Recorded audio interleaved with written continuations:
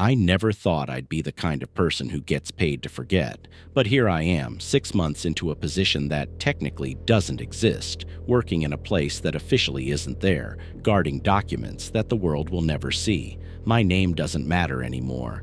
They made sure of that on my first day.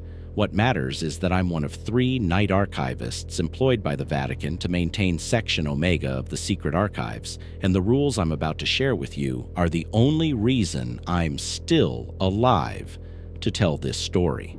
The job posting never mentioned Section Omega.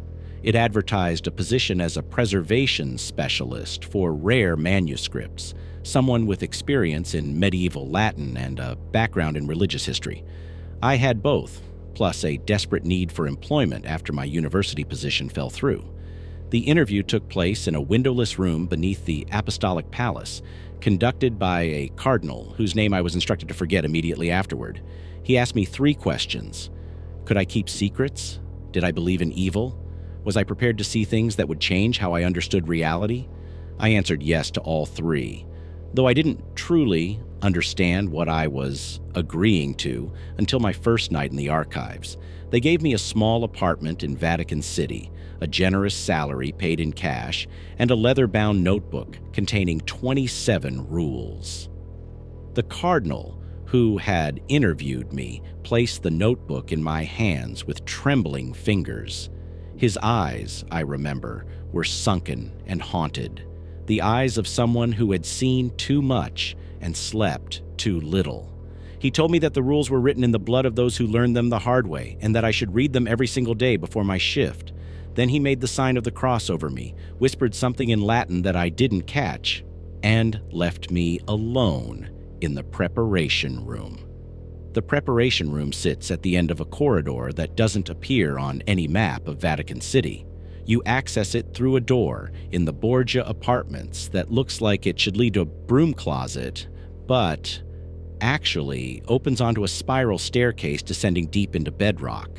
The stairs go down for what feels like miles, the air growing colder and heavier with each step, until you reach a reinforced steel door with no handle, no keyhole, just a small panel that requires both a fingerprint scan and a drop of blood to open. Every night before my shift begins, I stand in that preparation room and read the rules. Every night, I pray I'll remember to follow them. Rule number 1.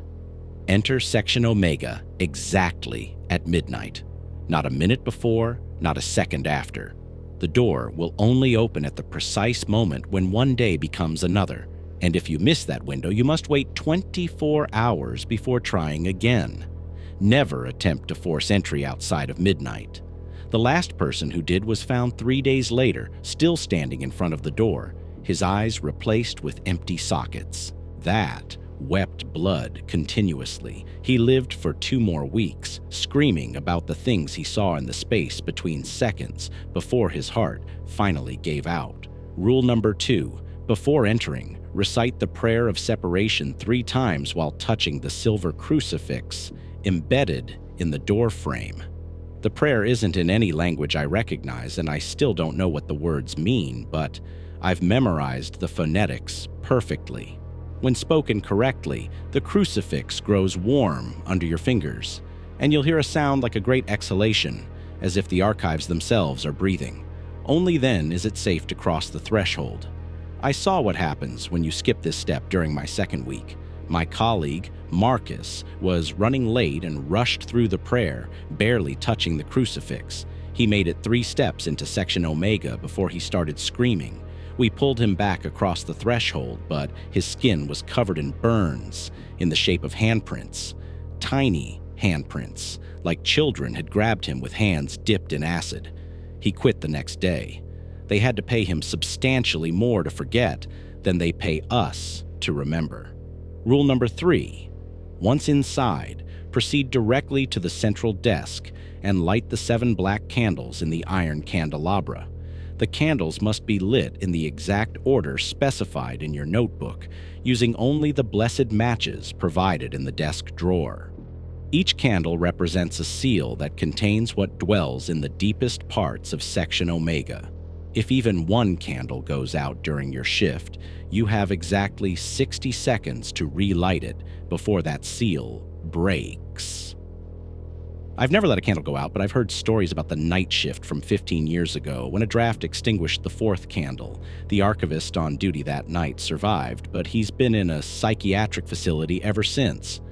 Catatonic, except for the moments when he suddenly screams about the dancing man with too many joints. Rule number 4. Never venture past the red line painted on the floor approximately 50 feet from the central desk. Section Omega extends far beyond what you can see in the candlelight, rows upon rows of shelves disappearing into a darkness that seems to actively resist illumination.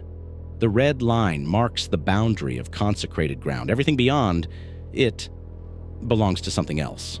On my third night, I dropped a pen and it rolled past the red line. I watched it disappear into the darkness, and then I heard it rolling back toward me, accompanied by the sound of footsteps that moved wrong, like something learning to walk for the first time. The pen stopped exactly at the red line. When I picked it up, it was hot enough to burn my fingers, and there was a message carved into its side in letters so small I needed a magnifying glass to read them. We want to meet you. Rule number 5. If you hear voices calling your name from beyond the red line, plug your ears immediately and recite the litany of protection until the voices stop. The things in the darkness know your name because you signed a contract in your own blood, creating a connection between you and them. They will use your name to try to lure you past the red line, often mimicking the voices of people you love.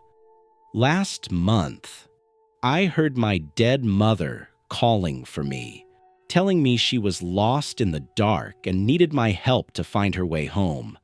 I recited the litany with tears streaming down my face, my fingers jammed so hard into my ears that they bled.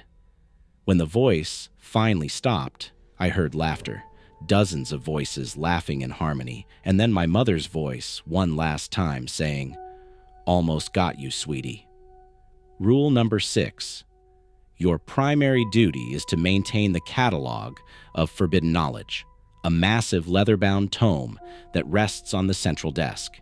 Each hour, on the hour, you must turn exactly one page and read the entry written there, speaking the words aloud in a clear voice. You will not understand most of what you read. That's intentional. The act of reading these passages aloud maintains certain bindings that were established centuries ago.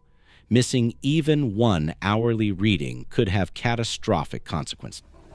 The entries describe things that shouldn't exist, rituals that can unmake reality, prayers that call down angels who have fallen so far that they've become something else entirely, true names of entities that predate human language.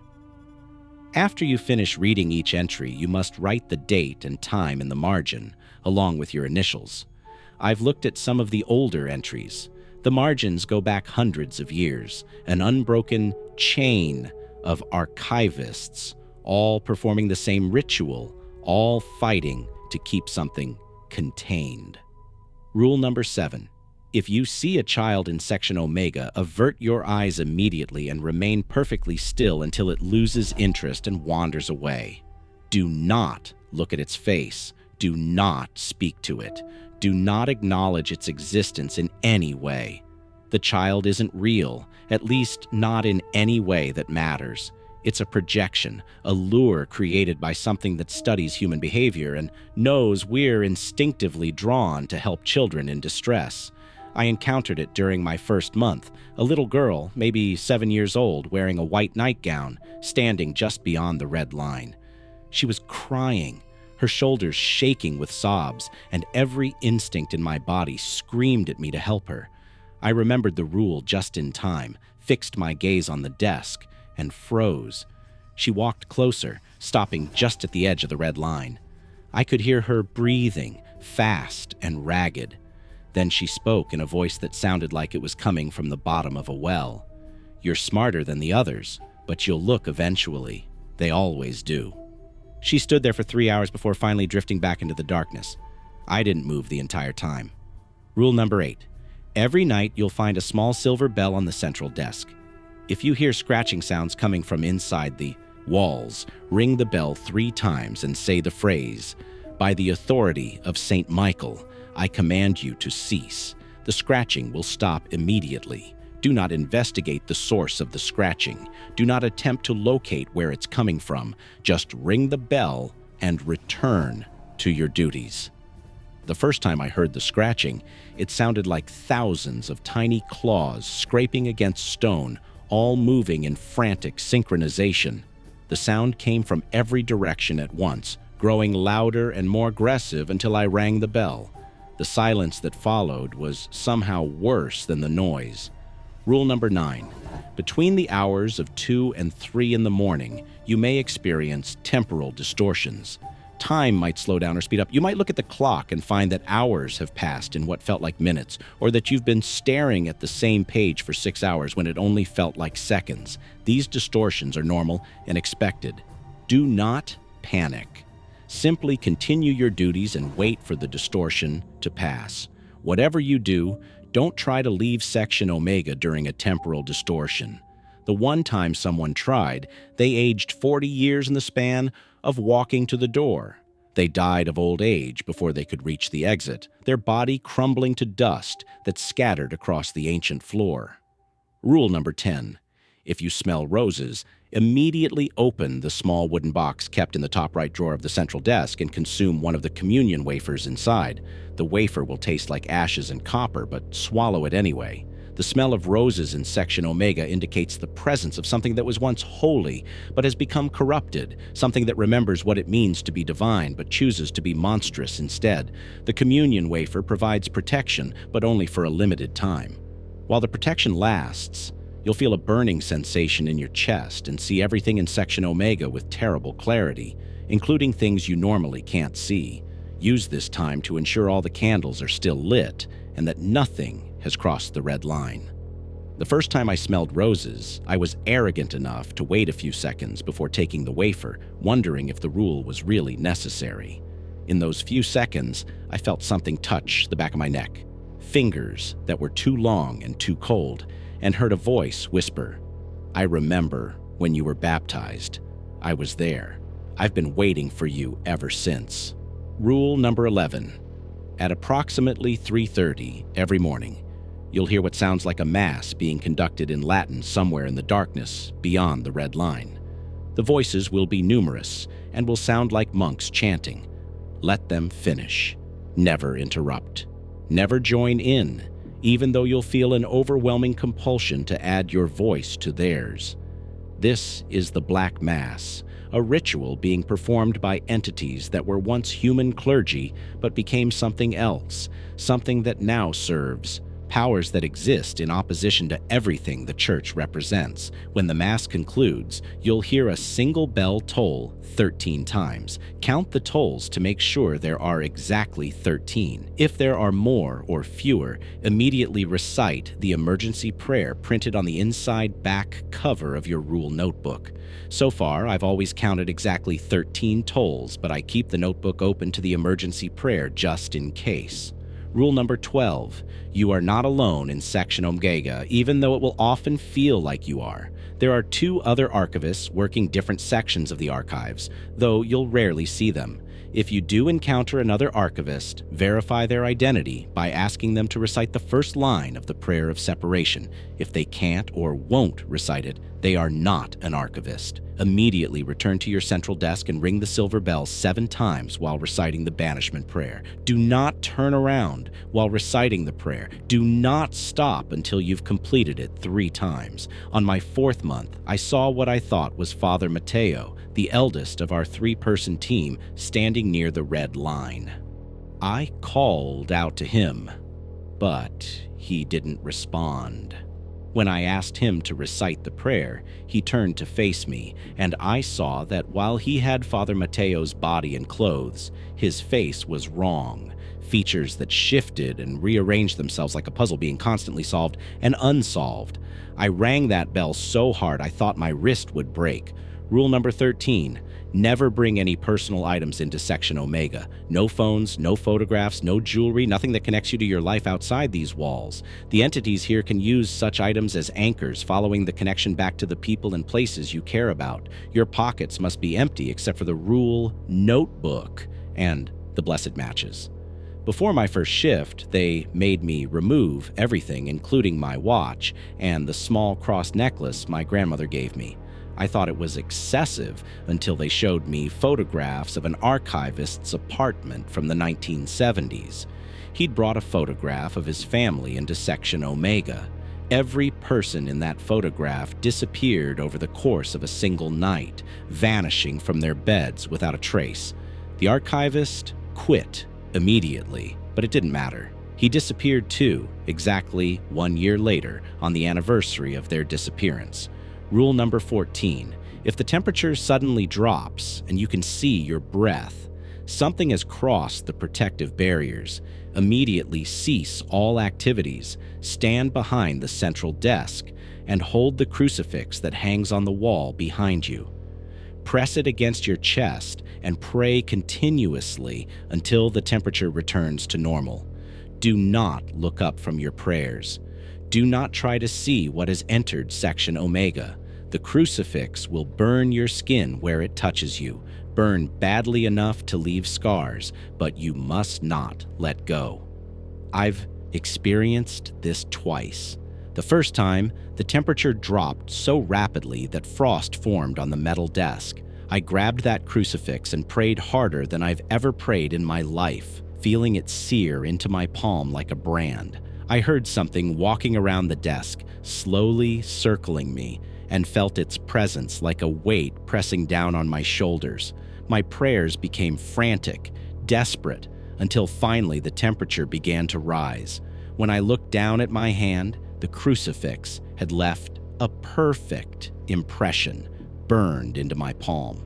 It's still there, a permanent reminder of what stalks these archives. Rule number 15. Once per shift, you must perform the ritual of counting. Take the iron key from the desk drawer and walk exactly 13 steps toward the darkness beyond the red line, but do not cross the line. Count aloud from 1 to 13, then count backward from 13 to 1. Return to the desk immediately after finishing the count. This rule serves at a purpose that has never been explained to me, but I've been told it's one of the most important rules. Missing the rule of counting even once will result in immediate termination and mandatory memory suppression. I asked Father Mateo about it once, and he just shook his head and said, "The counting reminds them that we're keeping track, that someone is always watching, always counting, always maintaining the boundary. The day we stop counting is the day they'll know we've given up." Rule number 16. If you find a document that isn't supposed to be there, a page that appears on the desk, or a book that you don't remember seeing before, do not read it. Do not touch it with your bare hands.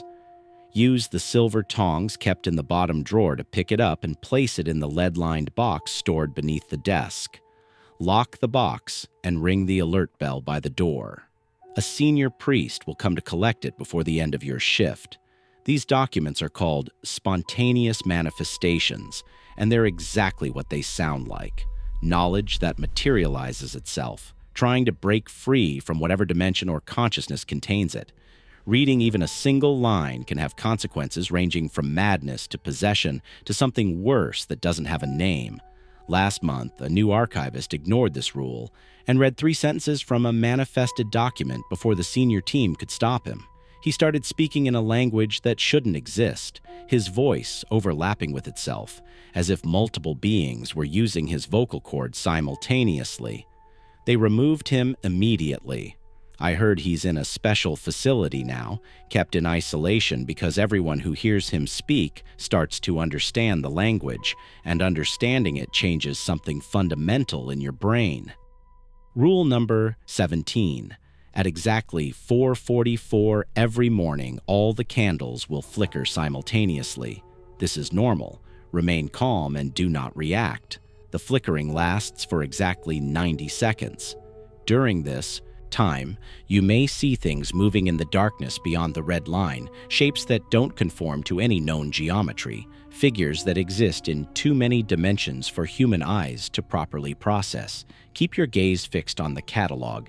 Do not try to comprehend what you're seeing in your peripheral vision. Human minds aren't designed to fully perceive these entities, and attempting to do so can cause permanent psychological damage.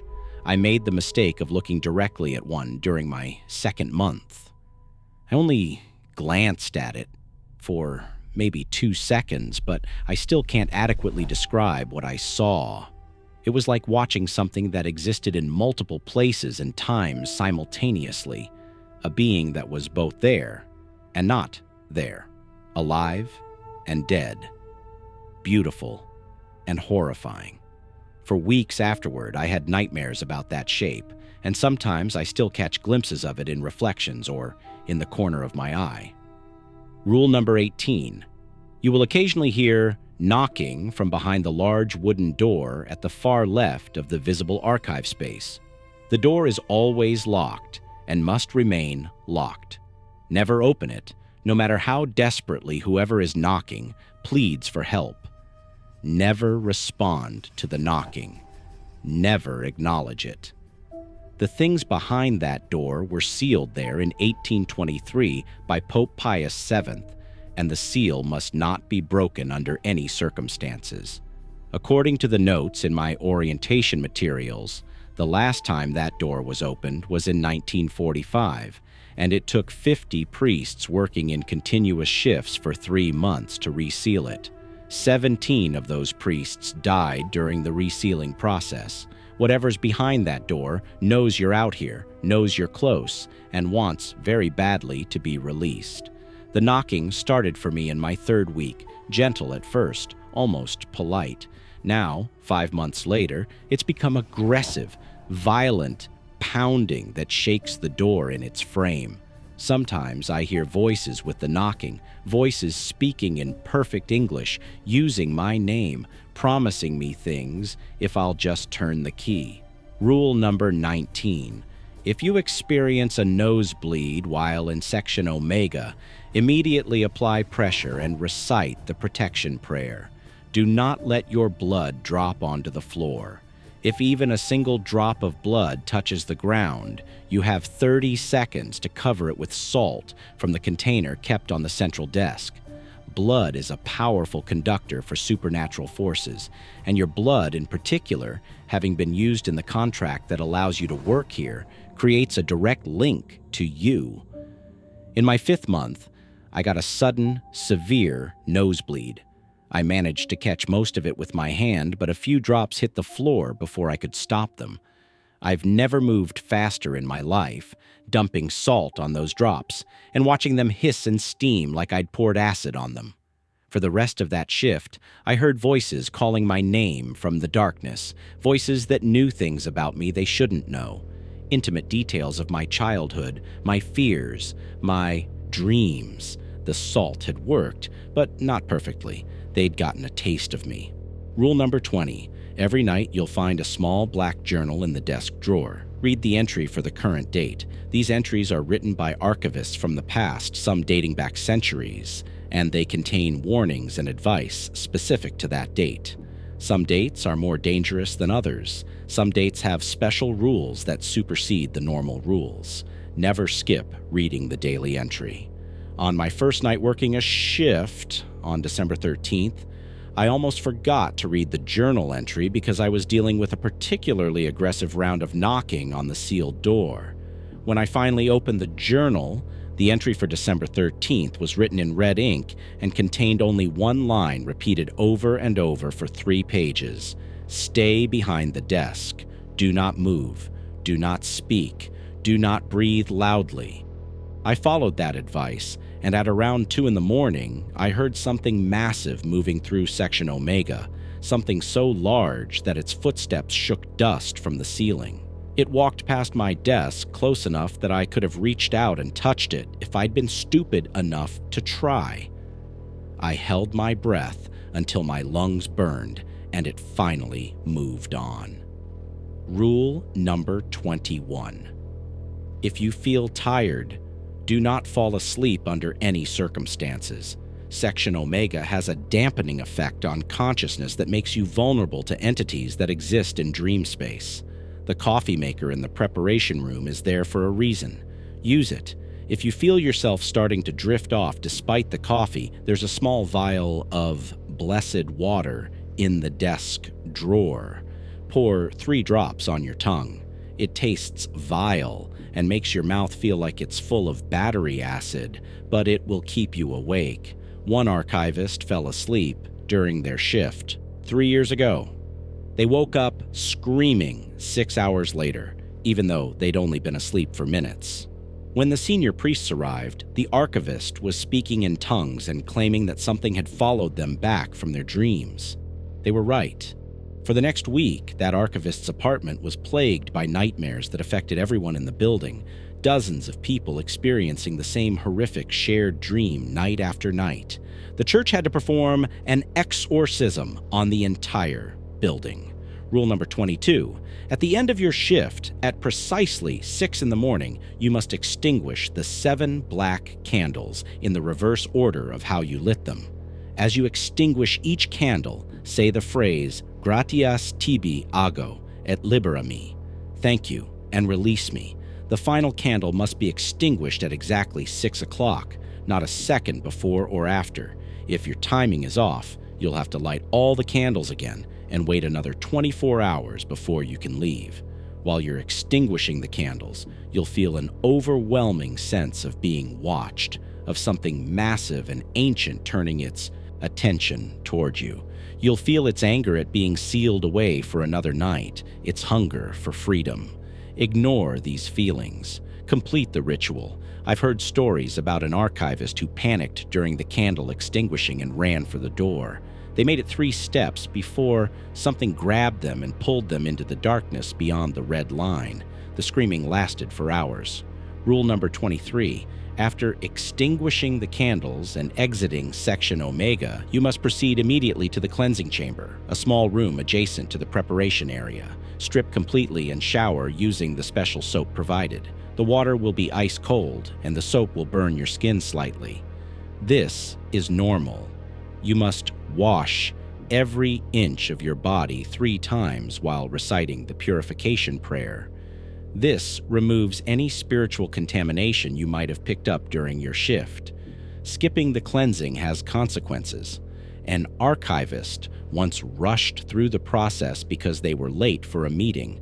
Within hours, they started experiencing violent hallucinations. Within days, their apartment was manifesting the same supernatural activity as Section Omega.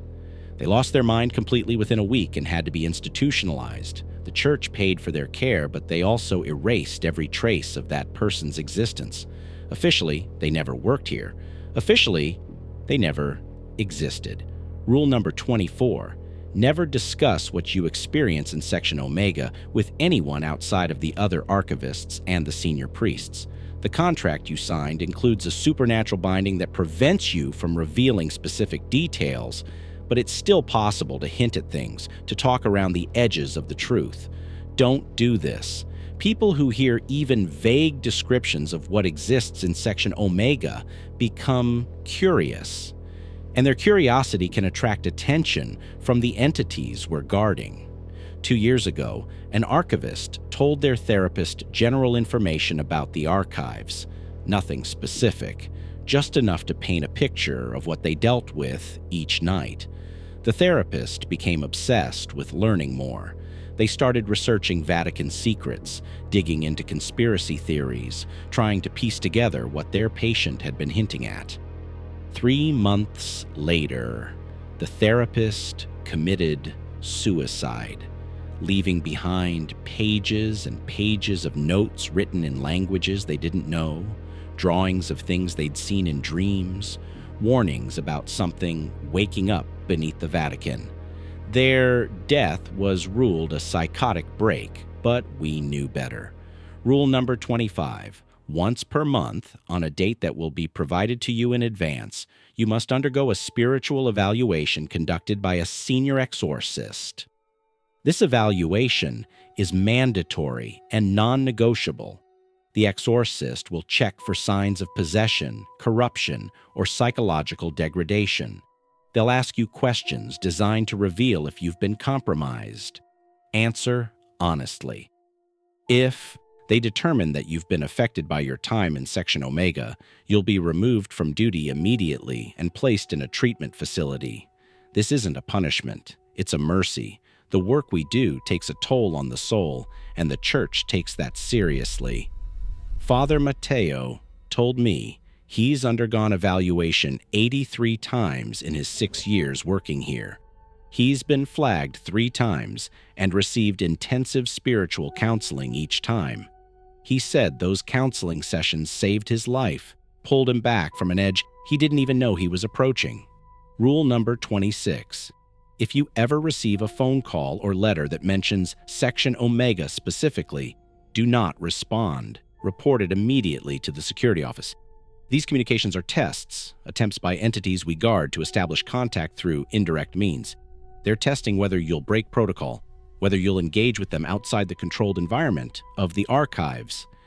An archivist received a phone call 2 years ago from someone claiming to be their deceased father. The voice told them that their father was trapped in Section Omega and needed their help to escape. The archivist, grief-stricken and not thinking clearly, asked what they could do to help. That simple acknowledgement, that small breach in protocol, was enough. For the next 6 months, that archivist received calls, letters, and emails, each one revealing more impossible knowledge, each one tightening an invisible noose around their sanity. They eventually quit, but the communications continued. Last I heard, they'd gone completely off the grid, disappeared into some remote location where they hope the voices can't find them. Rule number 27. Remember why you're here. You're not just a glorified security guard or a night watchman. You're part of a chain of defenders that stretches back centuries, men and women who have stood between the world and things that would end it if they were ever released. The documents in Section Omega contain knowledge that could unravel reality itself, summon entities that view humans as insects, and break seals that keep ancient evils contained. Your job is to maintain those seals, to perform the rituals that keep everything locked down, to be a living barrier between the supernatural and the mundane. On nights when you're exhausted and terrified, when you hear your name being called from the darkness and feel the weight of malevolent attention pressing down on you, remember that what you're doing matters. Remember that you're one of maybe 100 people in the world who know what truly hides beneath the surface of consensus reality, and you're keeping everyone else safe from that knowledge. I've been doing this for 6 months now, and I've followed the rules religiously. I've seen things that have given me nightmares, heard things that have made me question my sanity, and felt presences that have shaken my faith to its core. But I'm still here, still alive, still sane mostly. The Vatican pays me extremely well, and every month they deposit a bonus into my account, what they call forgetting money, compensation for agreeing to undergo memory modification when I finally leave this position. When my contract ends, they'll carefully excise the most traumatic memories, leave me with general knowledge of having worked in the archives, but remove the specific horrors that would otherwise haunt me for the rest of my life. Sometimes, I wonder if that's a mercy or a curse, to forget what I've seen, to lose the knowledge of what's really out there in the dark, watching and waiting. Part of me wants to remember, wants to carry the weight of this truth as proof that I stood against something terrible and didn't break. But another part of me, the part that wakes up gasping in the middle of the day because I've dreamed about the child in the white nightgown or the thing behind the sealed door, that part of me can't wait to forget. Last night, during my shift, something new happened. At exactly 3 a.m, all 7 candles went out simultaneously. Not flickering, not wavering, just suddenly dark as if someone had thrown a switch. I had 60 seconds to relight them, but in the absolute darkness that followed, I heard something I'd never heard before. Silence. Complete and total silence. No scratching in the walls, no distant knocking, no whispered voices from beyond the red line. Just silence. And somehow that was more terrifying than all the other sounds combined. I fumbled for the blessed matches, my hands shaking so badly I dropped the first 3. The darkness felt alive, felt aware, felt like it was pressing against my skin from all directions. I finally got a match lit and reached for the first candle. As the flame caught and light pushed back the darkness, I saw something that made my blood turn to ice. Standing just beyond the red line, perfectly visible in the candlelight, was the child in the white nightgown. But she wasn't alone. Behind her, stretching back into the darkness, were dozens of figures. Hundreds, maybe. All standing perfectly still, all watching me with eyes that reflected the candlelight like animals' eyes caught in headlights. I kept lighting candles, my hands moving on autopilot while my brain screamed at me to run. As each candle came to life, more of the figures became visible. Some looked human, others definitely weren't. All of them were watching me with an intensity that felt physical, like their gaze had weight and substance. I lit the final candle with 3 seconds to spare, and as the 7th flame sprang to life, they all vanished, instantly, like they'd never been there at all. But the child's voice echoed through the archives, clear as a bell. Soon, very soon now. I don't know what that means. I don't know if I want to know, but I've started counting down the days until my contract ends, until they can erase these memories and let me go back to a normal life where the worst thing I have to worry about is paying rent and whether I remembered to buy milk. I have 4 months left, 4 months of following the rules, of lighting candles and reciting prayers, of standing watch over secrets that were never meant to be known. The Vatican pays me to forget, but I'm starting to think they don't pay me enough, because what they're really paying me for isn't forgetting what I see. It's keeping my mouth shut about what's coming, about what's waiting in the darkness beyond the red line, growing stronger every night, testing the boundaries of its prison, learning our weaknesses, planning its escape. The rules keep it contained for now, but rules are only as strong as the people following them. And sooner or later, someone will break a rule. Someone will make a mistake. Someone will open a door that should stay closed or cross a line that should never be crossed. I pray every day that it won't be me. But I also pray that when it finally happens, when whatever we've been containing finally breaks free, I'll already be gone. My memories erased, my connection to this place severed, living a blissfully ignorant life somewhere far away from Vatican City and the horrors that sleep beneath it. Because the truth that keeps me awake during the day, the truth that I'll carry with me even after they erase my memories of this place, is that Section Omega isn't the only archive. It's not even the deepest one. There are levels below Section Omega, places where even the senior priests won't go, doors that haven't been opened in centuries, seals that require the combined prayers of dozens of clergy just to maintain. And if what we guard in Section Omega is this terrifying, this dangerous, this hungry for release, I don't want to imagine what's kept in the levels below us. So I follow the rules. Every single one. Every single night. I light the candles in the right order, recite the prayers at the right times, ring the bells when I'm supposed to ring them, and keep my distance from the red line. I do my job, collect my pay, and count down the days. And when they finally sit me down in that chair and begin the process of making me forget, I'll go willingly, gratefully, because some things aren't meant to be remembered. Some knowledge is too heavy for one person to carry, and some secrets are kept not to protect the information, but to protect the people who might otherwise learn it. The Vatican understands this. They've understood it for 2,000 years, accumulating knowledge that the world isn't ready for, guarding it in places like Section Omega, paying people like me to stand watch in the darkness. We're the thin line between the world as people know it and the world as it really is. And that line is getting thinner every day.